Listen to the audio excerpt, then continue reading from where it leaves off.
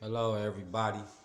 This is Elder Jason Farr, and I'm working on chapter 3 of "I'm Not a Maid." And one of the things that I wanted to point out to you is reality. I recorded I recorded this book before, and I was sharing with my uncle some of the different things that God was sharing with me and how stirred up I was and how motivated and encouraged. And I was encouraging other people with this concept of I'm not a maid and identifying who you are not. And I realized that I wanted to put a chapter in the book that I never put in there, but I wrote it down. And it's called "Since You a Millionaire, Give Me My $2 Back." This book is very powerful, very motivational, very educational, and all those things in between and some.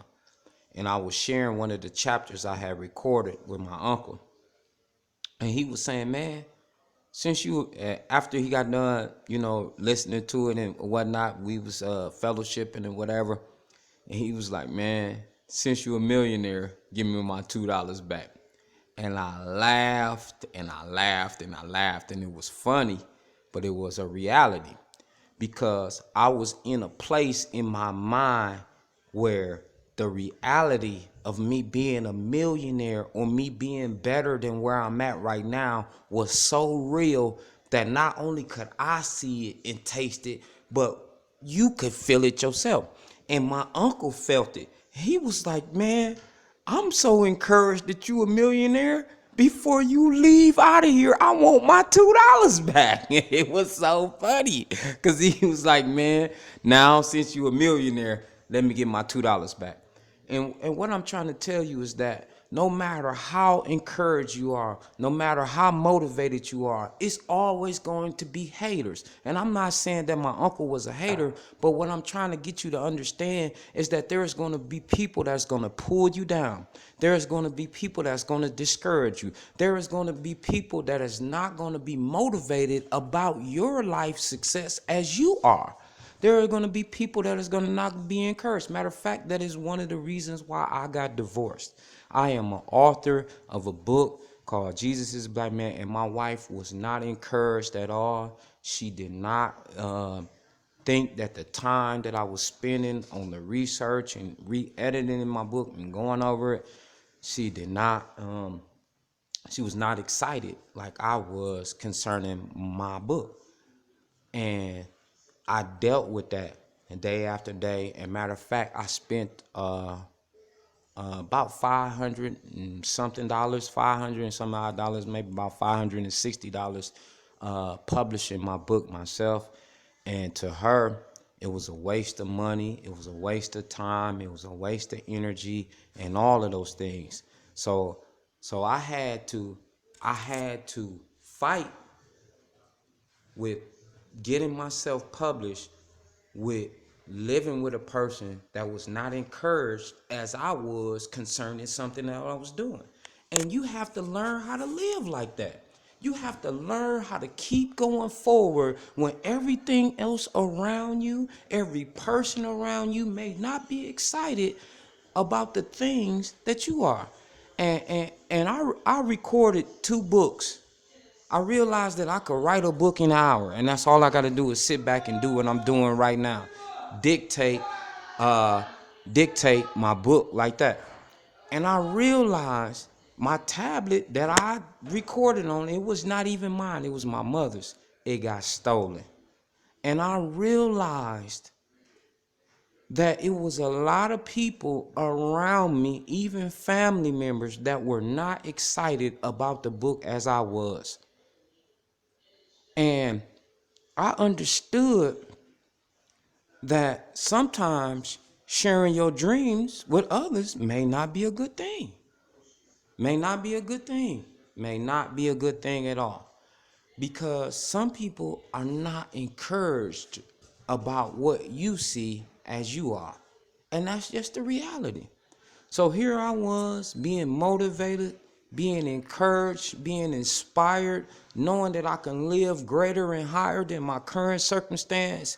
And my uncle was motivated too. When he got done, he was like, wow, you really are a millionaire.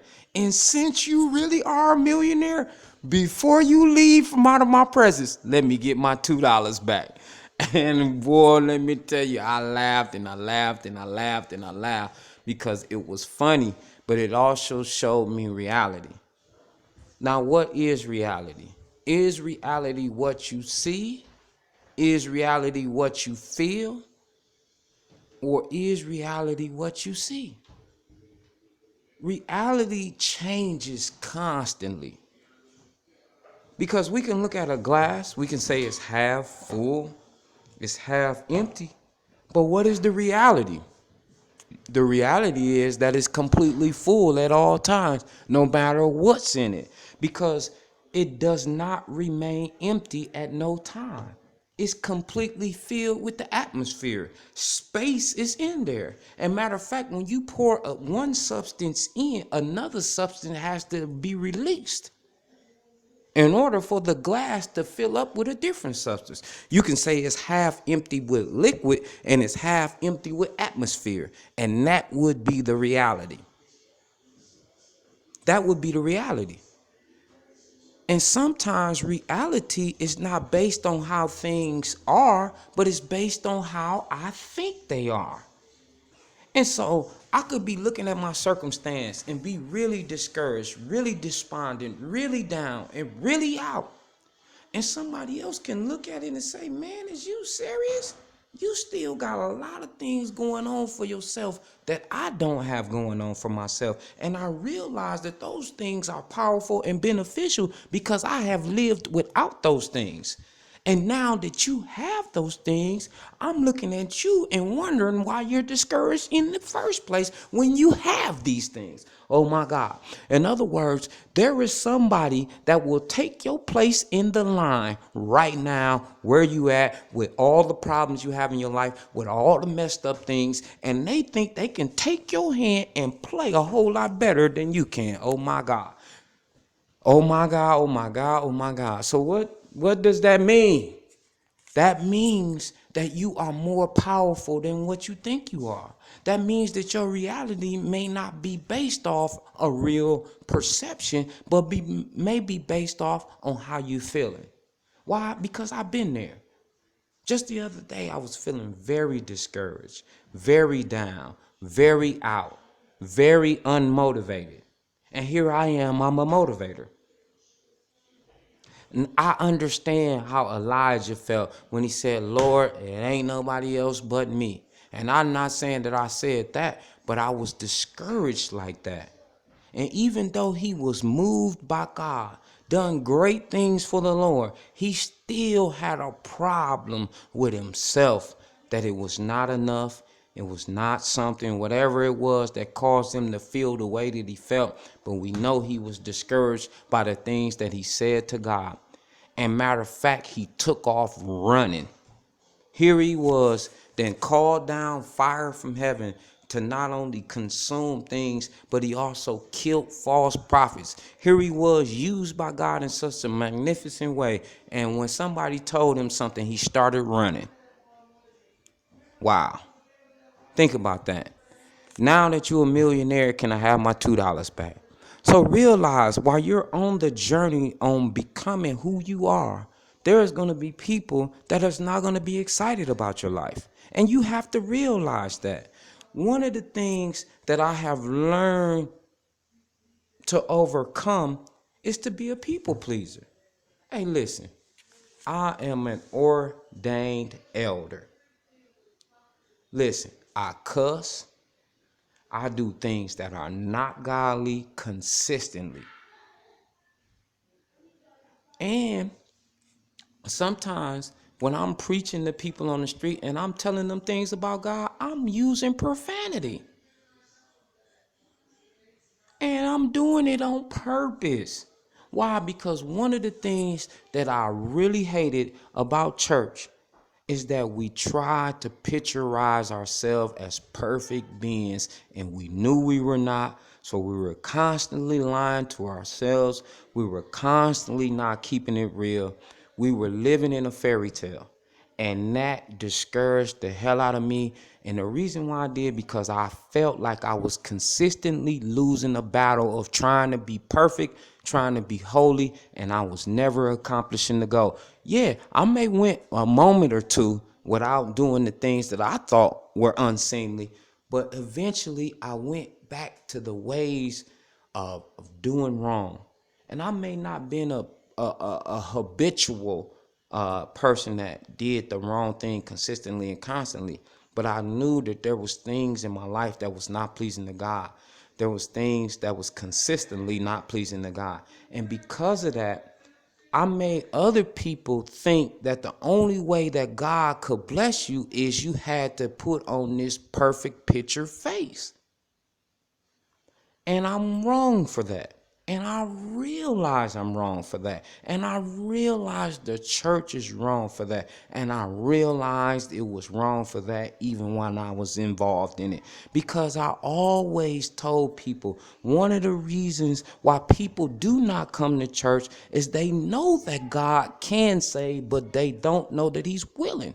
Why? Because we look at you in church and see your perfect life and know that we're not perfect, and we automatically understand within ourselves, without anybody having to tell us this, that the only way how I can get the blessings that you got is I got to be perfect like you. And I can never accomplish that. And the thing where you're wrong is you're not telling people I still struggle with sexual sins. I still struggle with addictions. I still struggle with taming my tongue. I still struggle with sin, period. And yet God still loves me. And yet I'm still blessed. And yet He's still looking out for me. Now that is the reality. No matter how I try to turn it, twist it, or whatever. And we make it out to seem as if God does not love people that's not in church, or God does not love people that are not striving to do right. And that is wrong. So as we walk along this journey, we got to realize that it's going to be people that's not going to like you. Just like it's going to be people that's not going to like this message that I'm going to bring. They're not going to like the style and the methodology that I use to get the word across. They're not going to like it. And that's okay.